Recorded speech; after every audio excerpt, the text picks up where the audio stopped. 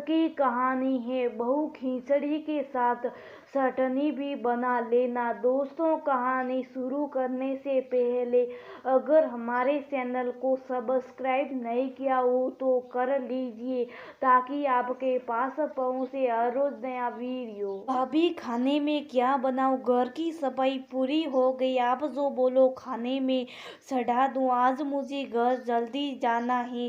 राधा ने घर की बहू सनिया से पूछा और फ्रिज खोल सब्जी निकालने लगी। राधा, ऐसा कर आज दाल चावल और आलू की सब्जी बना ले, साथ में पनीर की ग्रेवी वाली सब्जी।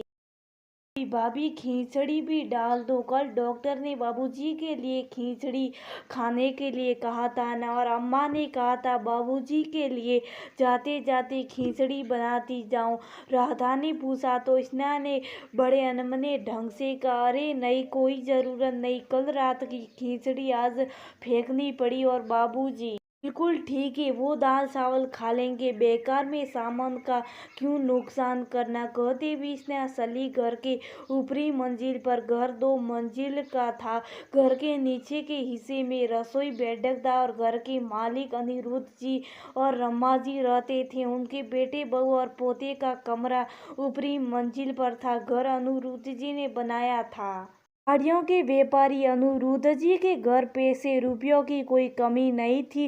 अनिरुद्ध जी ने व्यापार को बहुत ऊंचाई दी। अब साथ में बेटे के साथ ने उन्हें शहर के सबसे बड़े व्यापारियों में शामिल हो गए। दोपहर के समय पति और बेटे के आने का समय हुआ।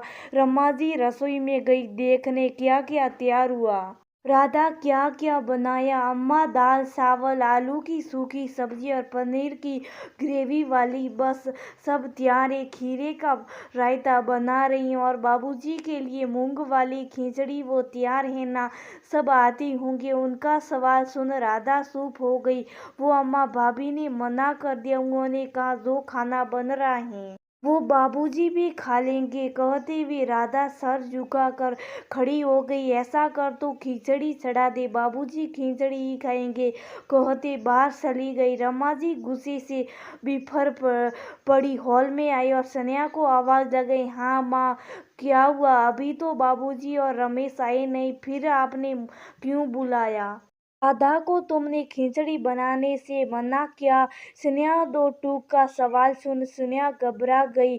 हाँ माँ, कहते हुए पसीने छूट गए। रमा जी ज्यादा नहीं बोलती ना, सांस बनकर बहुत टोक टाक करती स्नेहा से, लेकिन स्नेहा जानती थी कि इस घर में उनका रुतबा सबसे बड़ा था, इसलिए बार बार वो कोशिश करती उनके आभा मंडल को तोड़ने की, उनकी सत्ता की चुनौती देने, लेकिन हर बार असफल हो जाती। आज फिर वही काम किया था।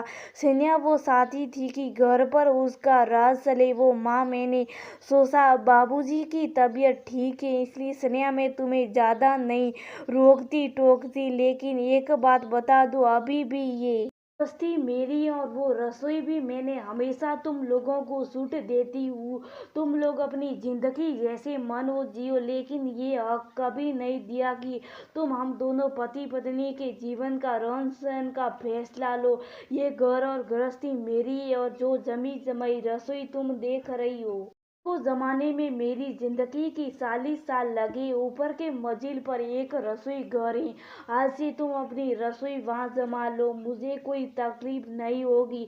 और उस रसोई की मालकिन बनकर खुद के लिए फैसले लेना। लगातार गुस्से में बोलते हुए रमा जी कांपने लगी। तभी अनिरुद्ध जी बेटे के साथ आ गए। भाई, क्या हुआ? इतना सन्नाटा क्यों है? खाना तैयार हो तो डाइनिंग टेबल पर लगाओ, हम आते हैं। और सुनो, खिचड़ी के साथ थोड़ी चटनी भी बनवा लेना। इतना खाने की इजाजत तो ना है? हाँ बैठिए ना, बस सब तैयार है, कहते हुए रसोई में गई और जल्दी से मिर्च और लहसुन की चटनी बनाने लगी। सभी ने खाना खत्म किया। कुछ देर बाद अनिरुद्ध जी बेटे रमेश के साथ दुकान चले गए। रमा जी ने स्नेहा को बुलाया और बोली, स्नेहा, क्या सोचा है? आज शाम तक अपना रसोई जमा लो। मैंने अनिरुद्ध जी और रमेश के सामने कुछ नहीं कहा, लेकिन अब सब कुछ तुम्हारे ऊपर है, जैसा तुम चाहो वैसा हो। तन्या डर हुई थी। अब तो उसका हालत खराब था। उसने कल्पना भी नहीं की थी कि उसकी छोटी सी दृष्टा ऐसे गले पड़ जाएगी और सासू माँ इतना कठोर बन जाएगी। रमेश माँ के लिए कोई तकलीफ उनकी बेइज्जती नहीं बर्दाश्त कर सकता था।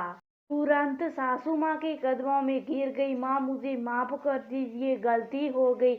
अब ऐसी गलती नहीं होगी। आपका बड़पन है कि आपने रमेश और बाबूजी के सामने कुछ नहीं कहा, कहते हुए हाथ जोड़ खड़ी हो गई। रमा जी ने बहू के हाथ पकड़ अपने पास बैठा लिया और बोल पड़ी, बहू, मैं भी चाहती हूँ तुम इस घर की जिम्मेदारियों को संभालो। तुम जब ब्याह कर आई तब से मैंने कभी अपने विचार तुम्हारे ऊपर नहीं थोपे। चाहती हूँ तुम जिम्मेदारियों को निभाओ, लेकिन सभी के भावनाओं का ख्याल रखकर, किसी का मत ना दुखाओ। राधा जब भी पूछती खाने में क्या बनेगा तो मैं उसे तुम्हारे पास भेजती हूँ। मैं चाहती तो खुद ही सब बताती। किसी गृहस्थी को बनाने में वर्षों लग जाते। पति पत्नी मेहनत, उनके अपने अनगिनत सपने, जिन्हें वो गृहस्थी के नींव में झोंक देते हैं अपना धैर्य। जाने क्या क्या उस गृहस्थी में सभी के भावना का ख्याल होना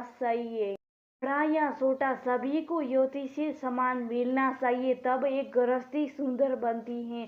कहते हुए रमाजी की आंखों से निर्जर नीर बहने लगे। स्नेहा ने उनके आंसू अपने हाथ से पोंछा और बोली, मान, मैं समझ गई। गृहस्थी को किसी से लेना या मांगना नहीं होता। वो एक भाव है जिसे जीना होता है, जिसे समझना होता है। एक एक इनका जोड़कर गृहस्थी बनती है। मैं तो आज तक जिम्मेदारियों और अधिकारों को आपसे छीनना चाहती थी, अब नहीं। मैं एक एक करके गृहस्थी की ईंट रखूंगी आपकी तरफ। कहते हुए उनके गले लगे। स्नेहा और रमाजी ने उसे सीने से लगा लिया। वो समझ रही थी सुबह का भूला बच्चा शाम को घर वापस आया है तो एक माँ भी तो बनती है।